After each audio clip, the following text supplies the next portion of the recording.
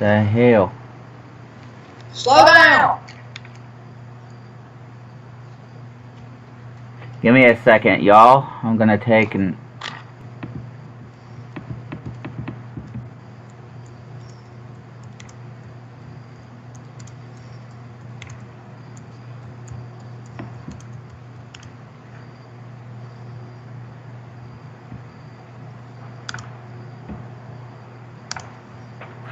Alright.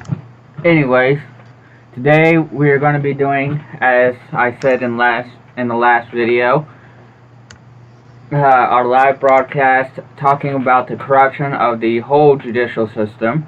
Last week we did just the corruption of the sentencing and punishment, criminal punishment, and all that. So, are you ready for this? Alright. First off, I want to say that all what we say tonight is just based on opinions and our experiences and everything. So, this is how we've seen everything go down and who we know, people that we know and everything. We have a few facts and stuff, but what better fact than seeing it for your fucking self? True. So, I wanted to start off with the whole investigation process, because that's the first part of it. We mentioned this a little bit in the last video, but hey, we didn't really go into depth on it. So, first thing I want to mention is how the investigations get started. Usually how investigations get started is by either someone complaining or you being caught in doing a criminal act. Like a police officer catches you speeding, stealing, tagging, all that bullshit. And some ridiculous laws as well. So, but I'm not going to get into that. So, what? I said amen. So, this, to my opinion, I believe that the police officers, they rush to fucking judgment. I mean, I've seen cases where police officers, even DCS workers, I don't know if y'all know what DCS is, it's Department of Children's Services, they rush to fucking judgment, and they expect the worst of people. They think the police rushes to judgment. Oh, hell yeah. And why do you think that? Because I've been on that situation before. Okay, for instance, I had the cops called home. I mean, yeah, I had a knife in my hand. I was throwing it up in the air and watching it stick in the ground. I was bored as hell. My dad was at work, and it was me and my stepbrother at home. He leaves eventually. My stepbrother does, and apparently calls my dad, told him I pulled a knife on him, which I did. So my dad comes home fucking accusing me of shit, wasn't even living. They just told me they'd be back. They just told me they'd be back for me later, and whenever they got there, they put me in handcuffs, took me to court. See, with your situation, they should have at least got your version first. Every person has a right to defend themselves and a right to explain themselves. Exactly. And if your father felt like he was in such danger, basically, then why was you able to still stay with him? Exactly. See, that's the thing, though. My dad was at work. He was nowhere around whenever this shit happened. But yet he still come home fucking accusing me of this shit, saying I did it and calling the cops on me.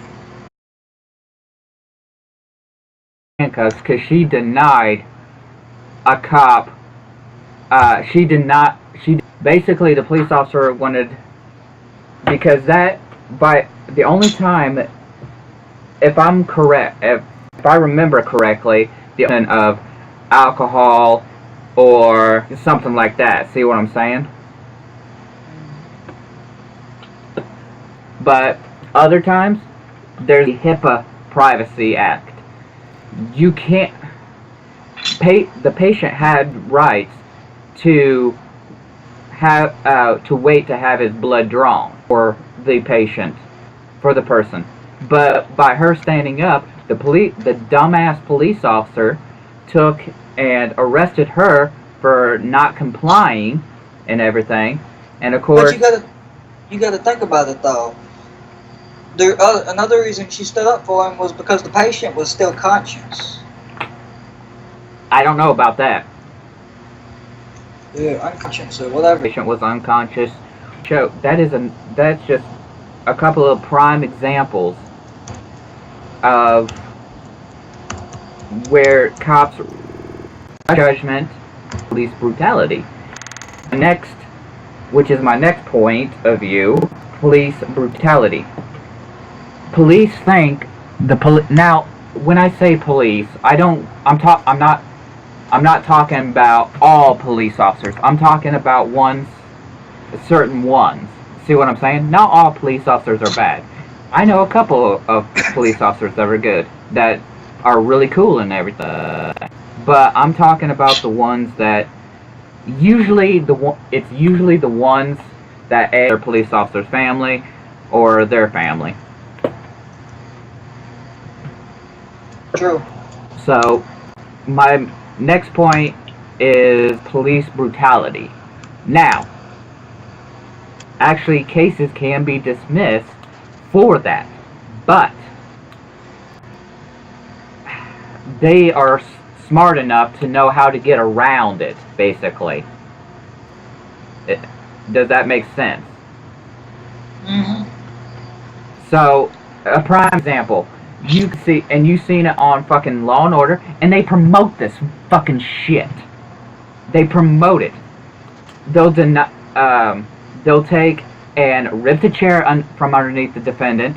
They'll slam them up against a wall when the defendant is not resisting. The defendant is not resisting or anything, but excessive force. You hear all the fucking time. Police shooting other people. Police shooting defendants when the defendant was clearly unarmed. But the police officer thinks that the defendant is armed. Now, I know I'm going to get a lot of hate for that. I know that there's going to be some negativity on that. Saying,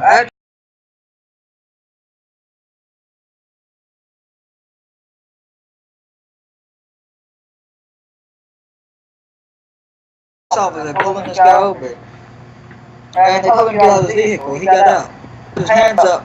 Instead of going up this way, like this way, he went up from his sides, like straight up from his sides. And one of them still shot. Because they're gonna say, well, put yourself in the police officer's shoes when it's a live hand.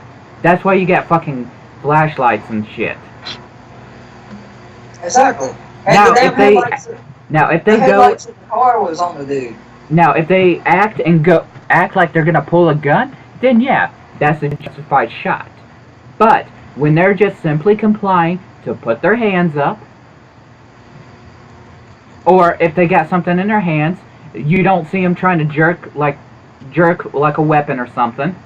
Jerk for a weapon, because when you pull a weapon, there's a motion, and it looks like you're actually pulling a weapon. I don't know if I'm making any fucking sense on that, but I know what you mean. Basically, there's a motion. You can tell. Basically, you can tell that they're pulling a fucking weapon,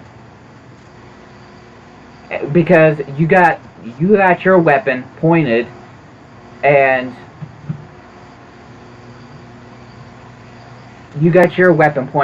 they've got it in their hands with the gun, or the flashlight is on the gun itself. So, But you gotta think about it. Like you're saying, when you pull for a gun, there is emotion to it. But with a police officer already having his gun raised on the suspect, he's still got enough time to sit there and pull the trigger before that dude gets the gun out.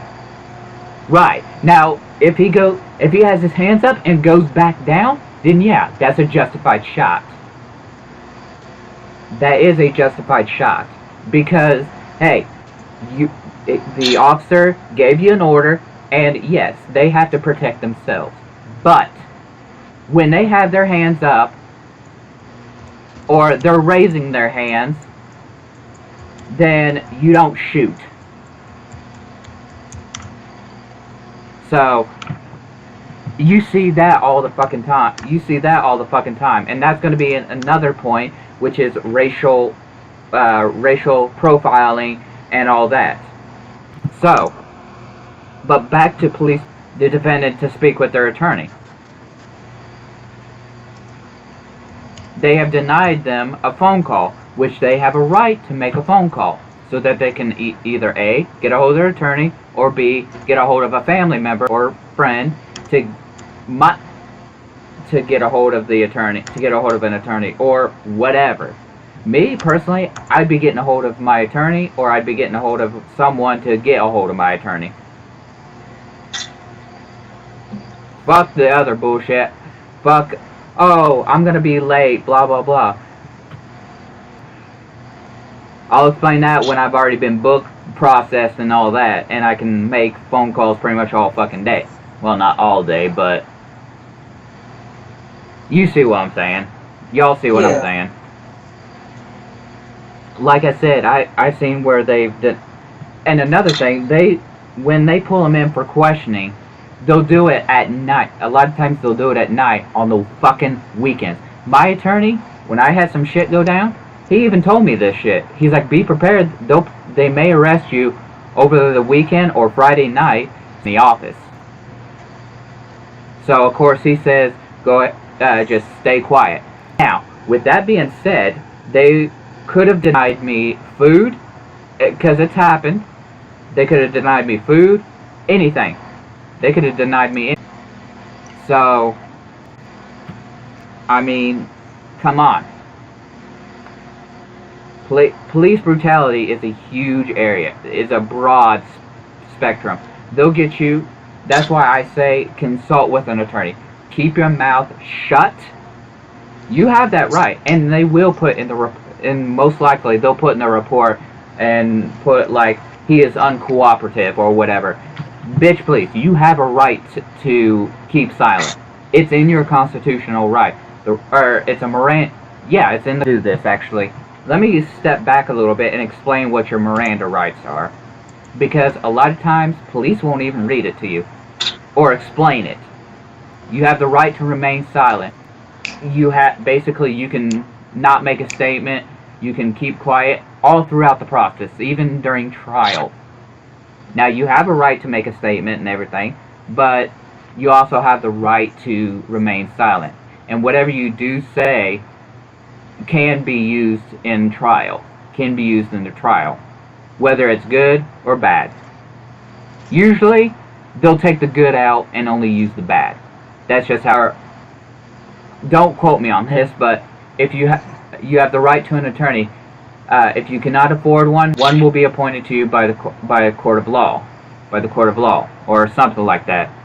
That means you have a right to have someone represent you. You could either do one of three ways. You can either represent yourself. I do not recommend that, because the judicial system is just so fucked up, and there's so much tied into, there's so much legality, terms, and bullshit, timelines that's tied into that, and you pretty much have to have a degree to know all that, unless your daddy's an attorney, or you're an attorney yourself. Then you pretty much, or you could go with what is called a court paying for an attorney for you. Usually, their public defenders are right out of law school. Why are they gonna? the courts are not going to pay for some $1,000 attorney that's been in the system for years on end. That's been an attorney for years on end. They're going to pay the cheapest one, which is right out of law school. Or you could go out and pay for an attorney, which costs thousands of dollars, and you're taking a gamble, and you are taking a gamble. I mean, you are. But that's what I do recommend, is you do somehow pay for an attorney yourself. Ask your friends, ask your family for the retaining fee and all that. And sometimes attorneys will even waive the retainer. They'll sometimes waive it, blah blah blah. So those are your main. Oh, and you also have a right to see all the evidence that is against you. So anything that is brought up in trial by the prosecution, you're allowed to see, no matter what it is. The only time that's kind of a little iffy is when it's dealing with a child. You do have a right to see what the child is saying, but medical records, I don't know if that is included into the discovery. Able to. I mean, I'm studying to be an attorney. I'm not there yet, so I'm learning though. So those are your what is called your Miranda rights. And by law, every time a police officer talks to you, they have to read you your Miranda rights, and you have to sign it. And they'll try to coax you, this and that. They'll try to make something sound good for you to confess. It's the good cop, bad cop routine.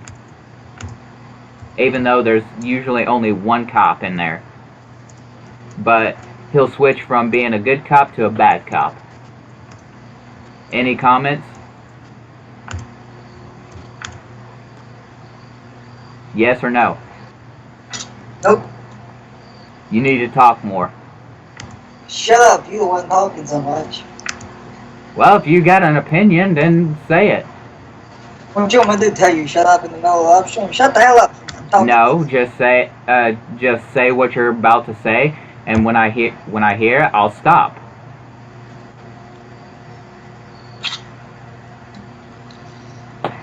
Anyways, back on topic.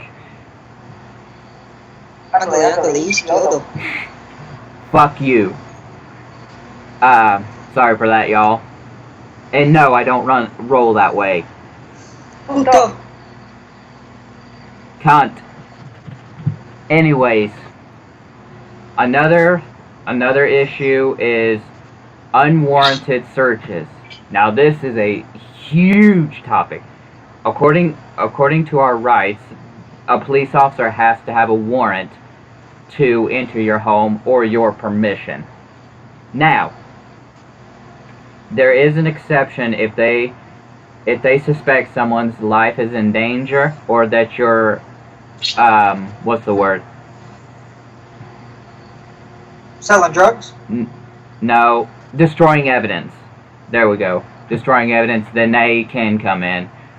But they take that so far, and they'll just enter and say that they have a right. No, the fuck they don't. Now, I don't recommend arguing with them, but make sure that you let your attorney know, or your public defender, that, hey, this cop did not have a search warrant and he entered.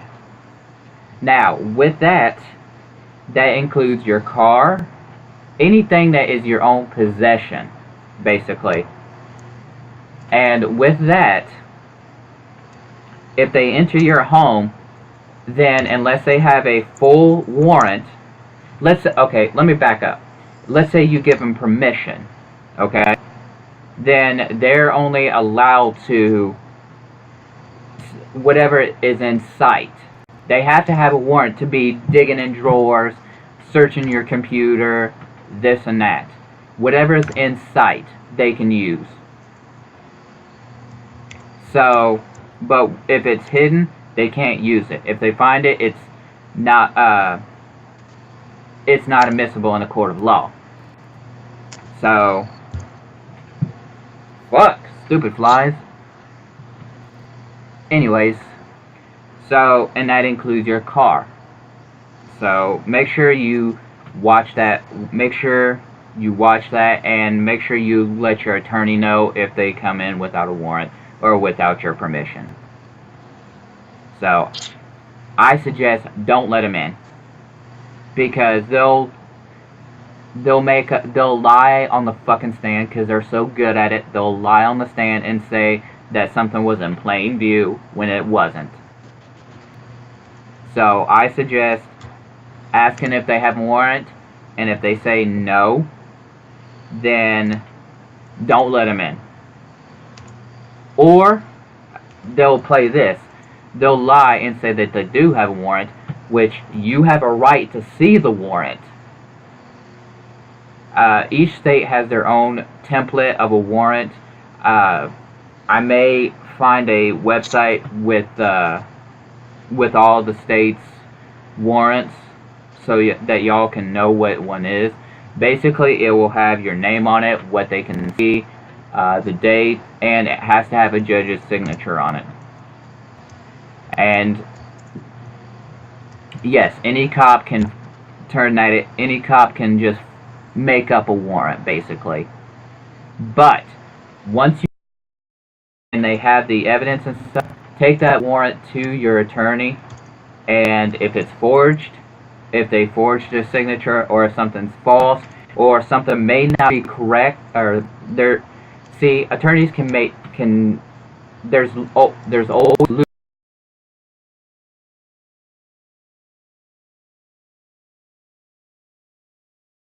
giving false information. Now, I ran into this bullshit myself. I had someone who gave false information, whether they believed it to be true or whatever, it's still false.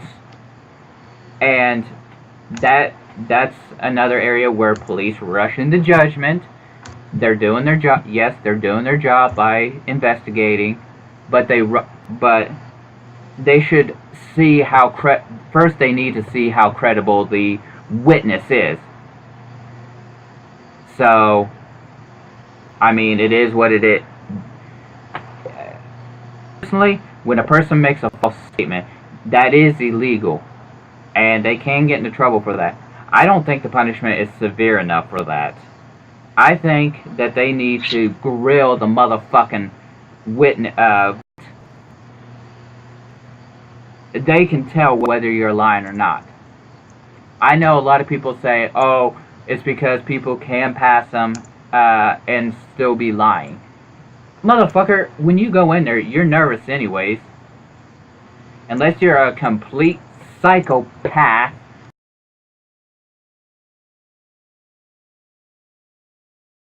Shut up! You're gonna try to come up with a lie. Your it bases on brainwave activity. So, I say hook the victims up to a lie detector test. I say hook them up. Use it in a fucking court. Or at least use it to see whether or not they're credible. Well, there's one thing about the lie detector test. You can have some random thought go through your head and make your heart race. It could be anything. And it'll say that you're lying on that test. You do realize that, right? Well, that's the thing. Your heart races. They're gonna take that into consideration. They're gonna take that into consideration. They're gonna take that into consideration because people who do lie detector tests understand that. Because fuck, you're hooked up to hundreds of wires. Maybe not hundreds, but a lot. And as far as thought, well, if you're telling the truth, when they ask you a question like, did you kill this person? If you have to sit there and think about it, you are lying. If you're telling the truth, you should be able to say, or if you got the guts, just say. If that makes any sense. So because you're owning up to your actions, and a lot of judges accept that, or not accept that, but respect that, basically. So that's what I have to say on to that.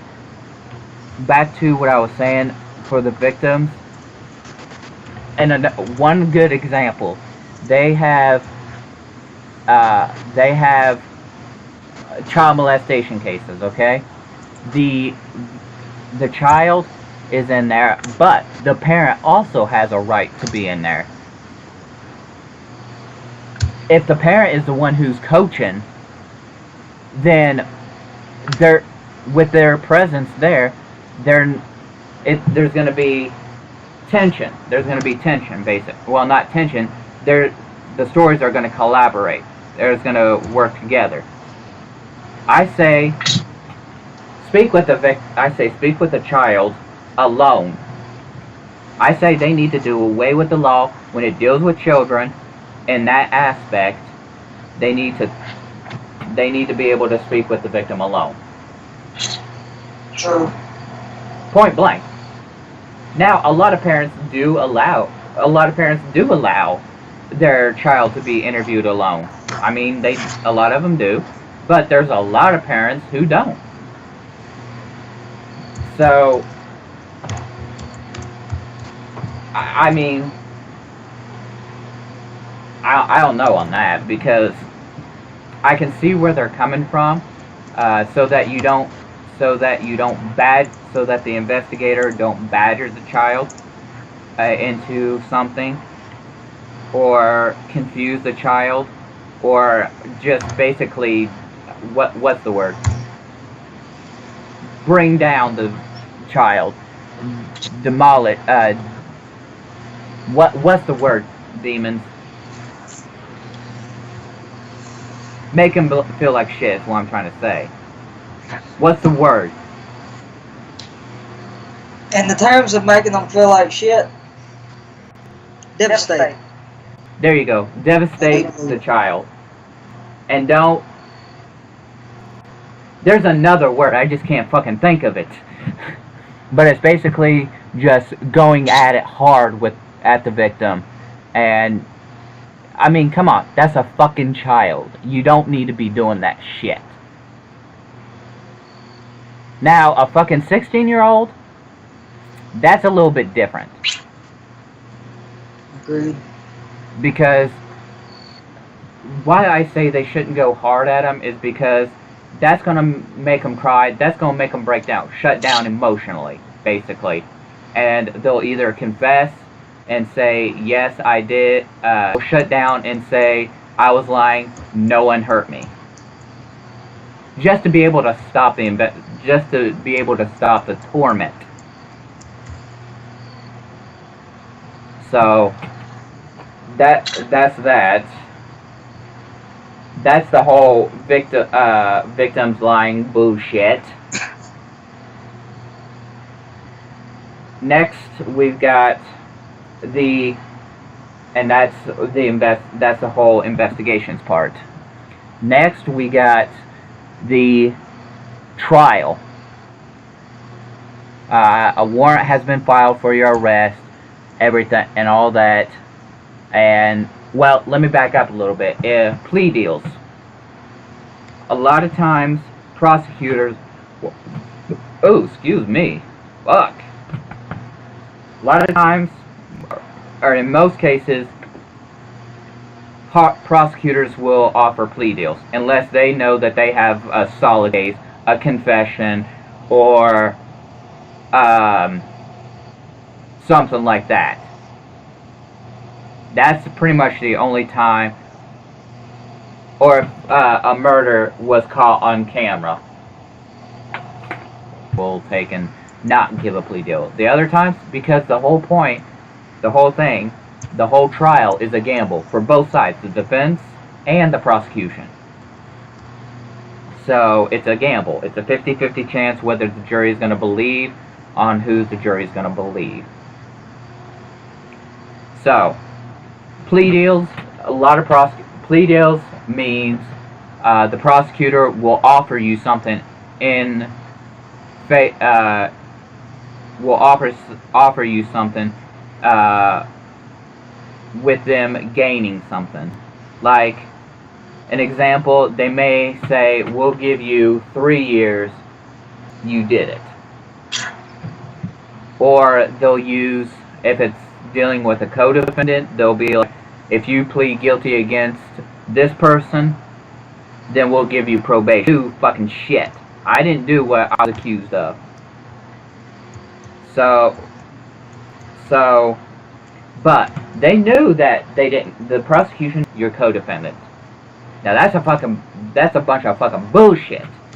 I think prosecutors should not be able to speak to one or the other, to either defendant, unless both of them are present. And they shouldn't ask for one person to testify against another. Because, here's the thing. Prosecutors, they don't know. They don't know what happened. Only the victim, the defendant, and God knows. Point blank. So, I think it's kind of a bunch of bullshit to ask someone, because more likely the co-defendant is going to take the fucking plea deal. Because they'll make it sound so sweet that the prosecution will make it so sweet that the defendant will take it. Like in my case, it was probation. And he's like, "Fuck yeah, fuck you, Ross, fuck you, Snowball. I'm taking the deal. So I can get out of jail." And he did. But the thing is, we didn't give him that deal before my attorney could even go to my co-defendant and say, "Hey, y'all didn't do shit. You ain't got to worry. Y'all ain't going to prison." Or there's a very rare chance you're going to prison. So, it is what it is. So, if I was in his shoes, I probably would have took the deal as well. I mean, hey, it's going to save my own ass. So, what do you think? I think you have a damn good point.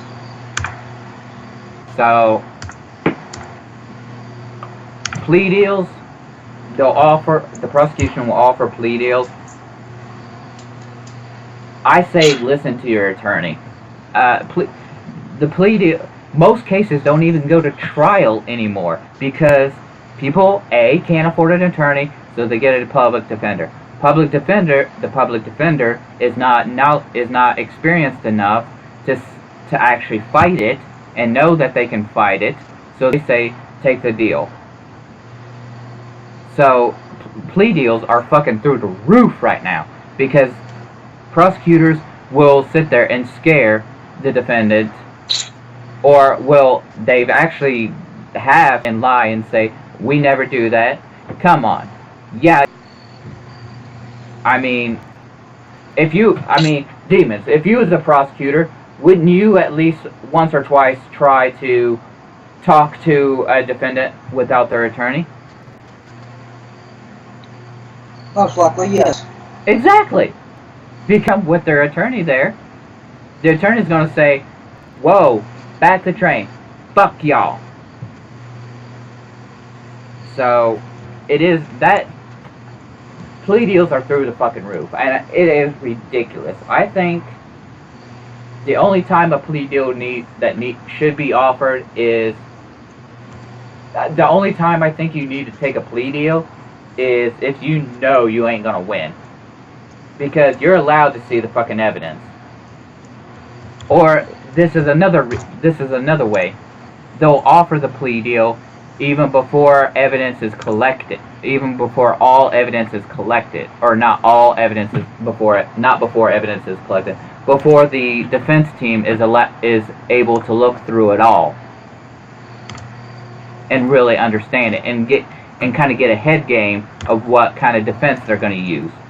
I say if prosecutors are going to make if they're going to make plea deal, they need to do it right before trial, like the day before or the day of, because the first day of trial is jury selection. So, do it then. Do it then. That gives, by then, most defense attorneys have either used up their motions or they think they got a good defense. They've got their witnesses, they've got their testimonies, whatever the case might be. So they've got a pretty good idea what route they're going to take. That's when you offer the plea deal. And for defendants, I say only take it if your attorney says to take it. And if the prosecutor tries to speak to you, exercise your right to remain silent. Just say, I ain't speaking without my attorney present. Maybe not those words, because that makes you sound like a fucking unintelligent dumbass. But say, I would like to speak with my attorney first before making such a big decision. Something like that. I mean, I'm just going off the top of my head there. So, now, let's go. What? I said, uh-huh. Well, you are a dumbass, so... No, well, I'm a psychopath. There's a difference. Well, both. Anyways. Next up, let's see how much time we got. We only got about 10 minutes left. I think we're going to wrap up from here. I think we're going to wrap up here. Yeah, I think we're going to wrap up here and continue next week. So, let me see if there's anyone in the... Now watching. I don't think we're going to do a call-in. Make sure to tune in next week for another lot for the continued segment of this. 11 o'clock p.m. Eastern Standard Time, same time. Invite your friends. Invite your friends. You join as well. You can comment in the we have a local chat open where you can comment and we'll answer. Like if you have an opinion, we'll look over and see some of the comments and we may address it. If it's a good point of view, we'll address it. And we'll even do a call-in. We're still a little kind of shaky on the call-in, so me and Demons has to go through and kind of work the bugs out on that. So, but make sure to give this video a thumbs up and make sure to subscribe to the channel and turn that notification bell on so that you can be notified when we upload. The next thing we're going to be doing is we're going to be uploading a gaming video come Monday.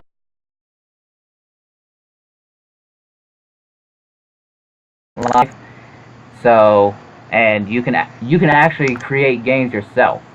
Come on, you can make yourself blah blah blah, this and that. So, also I want to mention likes on this video. Me and Demons will be doing a truth or dare challenge, and y'all will be the ones that ask the truths or dares. Whether it's on, and if we get 50 likes, then we'll be posting a video on how to do that, how to ask us questions, this and that. So make sure to give it just 50 likes. Come on, that ain't that fucking much. Is that a whole lot, Demons? Not really. Most people would ask for like 500 or something. Exactly. So 50 likes. When we'll do the truth and dare. Truth or truth and dare. Truth or dare. You can't speak. It's been a long fucking day, so shut the hell up. Long day for you. I've been up for fucking 36 hours down there. Play the small violin. I don't want to play no small violin. I ain't That means Jake. suck it up. Oh, fuck you, you goddamn pendejo. I don't roll that way. Last time I checked, I don't ain't gay. either. That's because I'm trying to be an attorney. So Bullshit. we upload every Mondays and Saturdays, and even some throughout the week. We did one, what, was it Thursday? Yeah. Something like that. We did funny, drunk text messages, and we had a blast doing it. Sure, But- we should do another one after this. yeah, we really should do another one. So, let's make sure to do that, and make sure to check in. Make sure to be on the lookout for our next gaming video on Second Life, about Second Life. We will be posting that come Monday. We're going to actually start recording that either tonight or tomorrow, or even This Monday. motherfucker over here smiling from ear to ear. Why can't I fucking smile, motherfucker? Because you're smiling from ear to ear. Anyways, until You look next time. You look What? like one of them fucking box trolls. No comment. Also, on a quick note, what we say here is not to really piss anyone off, but to stay and everything. And this is just our opinions on things, and basically this is how we view